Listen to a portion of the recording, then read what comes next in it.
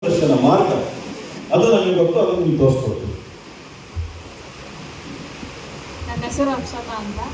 ನಾವು daily newspaper ಓದ್ತೀವಲ್ಲ, main headlines ಅಷ್ಟೇ ಓದಬೇಕಾ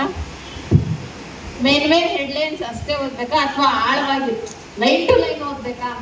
ಆಳವಾಗಿ ಓದಬೇಕು. ಮೊದಲು ಎಡಿಟೋರಿಯಲ್ ವಿತೌಟ್ ಮಿಸ್. ಎಡಿಟೋರಿಯಲ್ ಅಂದ್ರೆ ಗೊತ್ತಲ್ಲ, ಸಂಪಾದಕೀಯ ಅಂತಂದ್ರೆ ಅಂದ್ರೆ ಅದು ಪ್ರಪಂಚದ ವಿಷಯ ಇರ್ಬೋದು, ದೇಶಕ್ಕಿರ್ಬೋದು. ಸಂಪಾದಕೀಯ ಅವ್ರು ಎಕ್ಸ್ಪರ್ಟ್ಸ್ನ ಕರೆಸಿ ಅದರ ಮೇಲೆ ಒಪಿನಿಯನ್ ಬರೆಸ್ತಾರೆ. ಪೇಪರ್ನಲ್ಲಿರೋ ಎಡಿಟರ್ಸ್ ಅವ್ರದೇ ಆದ ಒಂದು ಒಪಿನಿಯನ್ ಬರೀತಾರೆ. ನೀವು ಅದನ್ನ ರೆಗ್ಯುಲರ್ ಓದಿದ್ರೆ ಮಾತ್ರ ಆಳವಾಗಿ ಓದೋದಕ್ಕೆ ಸಾಧ್ಯ. UPSC ನೋಟಿಫಿಕೇಶನ್ ಅಲ್ಲಿ candidate will be tested for is depth of understanding ಅಂತ. ಡೆಪ್ತ್ ಅಂದ್ರೆ ನೋಟಿಫಿಕೇಶನ್ ಅಲ್ಲೇ ಇದೆ.